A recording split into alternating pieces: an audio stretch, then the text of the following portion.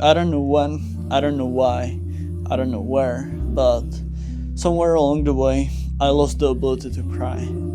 And I don't mean like, oh, I'm 17 now, basically becoming a man, I have to be strong, I can't cry anymore. I mean, like I genuinely lost the physical ability to cry, no matter what happens, no matter how sad I am, no matter how much I actually want to cry. I can't. I can feel the chest tightening, eyes burning, everything, but no tears come out, nothing like that. If you don't know what I'm talking about, if that's not something you've been through or going through, you might be even jealous of me, but trust me, don't. Because I know that holding your tears back in public maybe sucks, and it's difficult. But it's still better than feeling all that tightness, all that pressure, sadness, and not having really any way to release it. I mean, anger is fine, I just go punch my heart out on my punching bag I got right here. But sadness is more difficult, because when you just lie on your bed and try your best just to release a few tears because you know it would make you feel better, but you can't. It's hard to describe how it feels to someone who doesn't. Honestly, I don't even remember exactly the last time I cried. I think it might have been when I was like 13 or 14 and I lost my dog. And I cried a couple times, but I've always tried to stop it. I've always tried my best to hide it. When I was younger, I mean like 11, 12 years, I cried over every little thing. I would just not get what I wanted. I'd get angry, I'd get sad, and I'd just bawl my eyes out because I just knew it would make me feel better. Because it was the only thing at that age, at that time, that I could have done, because at that age you're basically still powerless. You can't really influence many things. But the thing is, at any age, there will be things that will come into your life that you won't be able to influence, that make you feel horrible. But now you have no way to release it. And the worst part about it is, it builds up. It's worse and worse and worse. You start desperately searching up tutorials on how to cry again.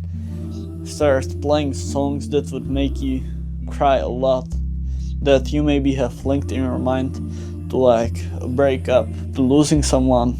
You start making things in your head worse, just to make yourself feel as bad as possible, hoping your body would give you the reaction you want to make you cry at least a couple tears, at least one. But you feel bad, and you have that exact feeling right before you start crying, but no tears actually come out. When people who don't know about this blame it on that theory that boys don't cry, they are partially right, but on the other side, they are completely wrong. They think that you get that belief that you can't cry, so you hold your tears back. But the truth is that you try to do the exact opposite, but nothing happens. Originally, I was planning to make a whole separate video on this, where I would tell you the solution, where I would tell you why this happens to you, but I'll just leave it in this one. Well, because I'm not a doctor, I can't tell you what exact psychological process is going on in your amygdala, in your prefrontal cortex, where exactly they are located, why that happens.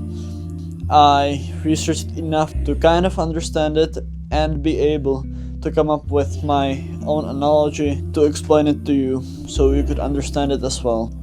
My analogy is, imagine you got some dam and there you got some water. The water represents being overwhelmed. It represents being sad, wanting to cry. And that dam, that represents some kind of wall that stops you from crying. And your goal is to get the water through the dam, because when that happens, that means you start crying. That's your goal. Adding water, trying to overflow it, isn't the way. Stop trying to make yourself more miserable, making things worse in your head in hopes that it will make you cry, because there's been way worse things in your life and you still didn't.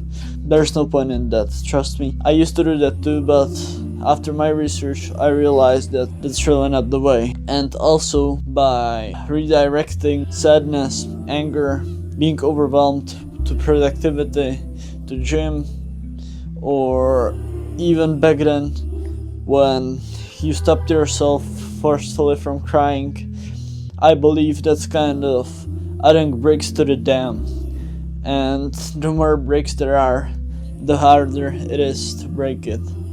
The thing is, you can't really break it barehanded. So the best thing you can do is stop adding bricks, stop adding water, and let the water be. When you feel sad, don't redirect it to work. When you feel angry, don't redirect it to gym. Don't just go on a run. Just sit down, put your phone away, just stare to the ceiling and let your feelings feel. I can't promise you anything, but maybe one day there will be a small crack that will appear in the dam, and maybe all the water won't go away, but there will be a few drops at first, maybe some kind of first sign of relief. If you want some closer info about the processes that are going on in your amygdala and prefrontal cortex, as I mentioned, you can ask me in the comments, and I got some notes about this so I could understand it better. And if you'd want, I can give you a few of them. I can try to explain it to you if you don't want to do your own research. Thank you for watching, and if you feel sad, I normally end my videos with good luck, take action, but maybe don't take action, just go sit down and be sad. Bye.